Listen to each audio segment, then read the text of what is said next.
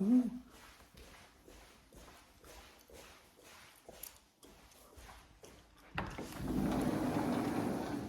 I know you? I'm literally you. I'm you before you start college, and I got a few questions about WRA. Can I come inside and ask you them? No way I grew that much, bro. You're short. Okay. Follow me. All right. So, like, what do you want to know about WRA? All right. We both know we suck at writing. Like, we've been terrible since like elementary school. We've been in reading and writing support in middle school. You literally doubled up on both of them. Like, how is that even possible?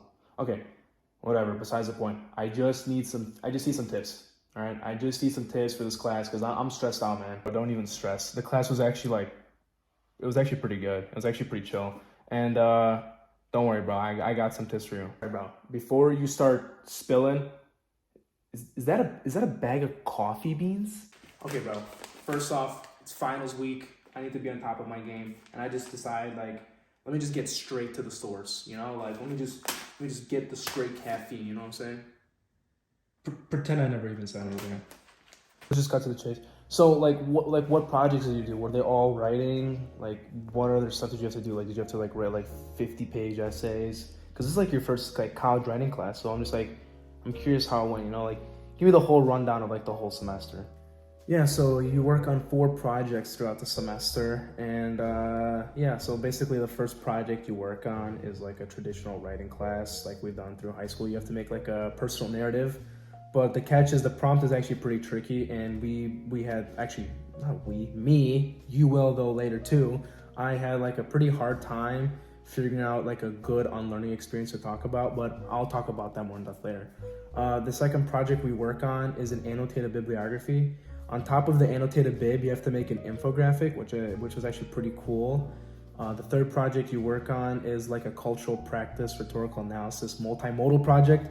I know it sounds pretty complicated, and it kind of was, but I'll go more in depth later on that too. I'll give you specific details of each, but I just want to give you the rundown, all right? You got that? Yeah, I got that. Keep going. All right, perfect. And the fourth project, I'll talk about later, okay? Okay, I got you.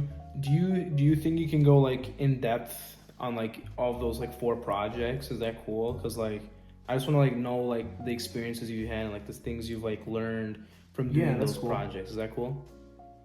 All right, bet. All right, so for project 1, the writing process was actually pretty good. For the first time ever, I actually decided to write the paper a few days before it was due instead of the night before. I know. Congratulate me. Anyways, you and your fellow students are basically going to have to compose a story that you can talk about an unlearning experience you had. Why are you giving me that look? Do you even know what composing means? No. Of course you don't. Well, basically it means putting together words, sentences, and ideas to create a coherent and meaningful piece of writing. Basically, you're going to be having to be a literary architect, basically. So back to what I was saying. Basically, I had a generic but doable story that I could talk about an unlearning experience. However, this is actually where things took an interesting turn. 2 days before the final project was due, I actually decided to entirely change my essay. Basically, I decided to write an essay that I thought was a more authentic story because I wanted to tell something to people that I actually did learn a lot of things from. I actually had to unlearn a lot of things to basically learn my family situation at the time. And basically, just want to get to my point. This is why your new writing process that you will be developing is actually really nice because it gives you cushion to make big mistakes, not big mistakes, but to make changes that you want to make for your final project. I like that, and I appreciate that you're truthful because I think you forget that we're the same person. So I actually logged in to your D2L. The password was pretty obvious what you chose. And I actually do see right here from your Project 1 reflection, because of this, 2 days before the final draft was due, I decided to write a new essay that told a more recent and authentic story. It's pretty good to know. So basically, some takeaways is to actually finish I had a schedule to make wiggle room. I like that. I like that a lot. All right, so yeah, let's start talking about Project 2. Project 2 is basically an annotated bibliography where you have to annotate 4 sources on the literary skills that are needed in the field that you want to be a part of once you graduate college. So basically for the annotated bibliography part, you need to think about how the author of the article, of the paper, basically uses his words and why he uses those words and like what he does in his paper to basically influence his or her audience when making the paper. So basically, think of the annotated bib part as a rhetorical analysis paper, right? But however, I actually thought that was the easy part of Project 2. The hard part for me was actually making the 3 infographics about your literary skills that you talk about in the annotated bibliography. Actually, that doesn't sound that bad. Yeah, the annotated bib part wasn't actually that bad. I did struggle a little bit with the infographic. So basically, on top of it being an infographic, it actually needs to be an infographic about literary skills that are needed in the work environment, obviously. But the 3 infographics that you make have to also tell a continuous story, while all the 3 separate infographics telling its own story at the same time. I know it's kind of hard, but try to use, especially when you're gonna be doing this project, think of using rhetoric when making your infographics, right? Think of basically the images and the language and also the story that you're gonna be telling in your infographic to basically inform or maybe even persuade a person why you need those literary skills in your infographic, right? Don't worry, I was a little scared too at first, but once I talked to the professor and wrote my ideas down about the infographic, it actually went pretty smooth. I basically just learned to use the same writing process that I used for Project 1, so I actually kind of get ahead of the game. And so by peer review, I basically had a near final draft. So when it came to the few days before the final paper was due, I only had to make minor tweaks from the suggestions from peer review, so it wasn't actually that bad. Okay, I see why Project 2 went smoothly. Knowing you, because I am you, you like your informational writing. So I see why this one went a little bit more of a breeze. You didn't do a second draft. You kind of just, and I like that. I like informational writing, so I'm excited for Project 2. But let me hear what's in store for Project 3. I'm curious how that was like. All right, so let's start talking about Project 3. So yeah, basically Project 3, in my opinion, was actually the most unique out of the first 3 projects we did in the class. For this project, you're going to be having to use rhetoric, like I explained in the last project. Basically, you're going to have to dive deep and be able to explain like how you and other people make meaning with the cultural practice that you take part in. So like as I mentioned before, you're going to need to use rhetoric and think about the message that you want to convey to your audience, right? So you should start being mindful of what you're going to say or do or even show, because this is a multimodality project, and I'll explain that in a little bit, basically what you want to say to your audience, right? So with this being a multimodality project, just like Project 3, you're going to be basically using different modes to communicate what you want to say. So for example, in the last project, I made an annotated bibliography, but also on top of the annotated bib, I had to make a visual infographic. So that is multimodal.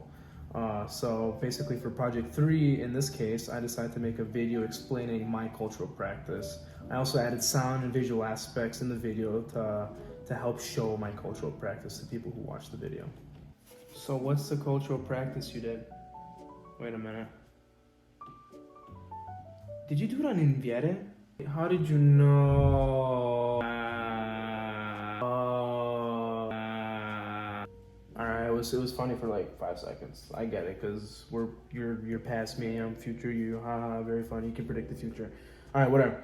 Alright, so back to what I was saying. Basically, my writing process for Project 3 was very similar to the writing process I had for Project 1 because I actually did make a finished product, but last minute I actually decided to make a completely new product to submit. And basically, in this case, for the first product, I actually made a podcast with my/your roommate, but it kind of turned into a history lesson rather than why I practice Inviere and like its meaning to me and the community, blah, blah, blah.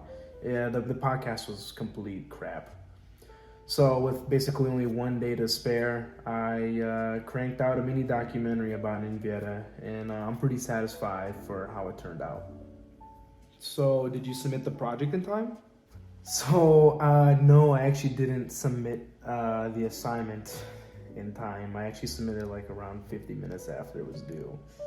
I know it sounds bad, but I actually learned a lot from that, from turning it in late. Basically, I learned that I do need to give myself even more time than I have, basically to make room for these last minute decisions that I always have, because we both know how picky we are. So that's a pretty big takeaway. But another huge takeaway is not just to give myself ample time, but for me going on into the future, before I start working on any project, basically to avoid these last minute changes entirely, I gotta start asking myself 3 questions. Basically, is this what I want to turn in as my final project or product, right?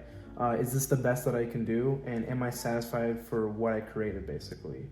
And I'm gonna ask these 3 questions to myself so I can avoid doing these last minute changes and stressing myself out before every deadline. So, any questions?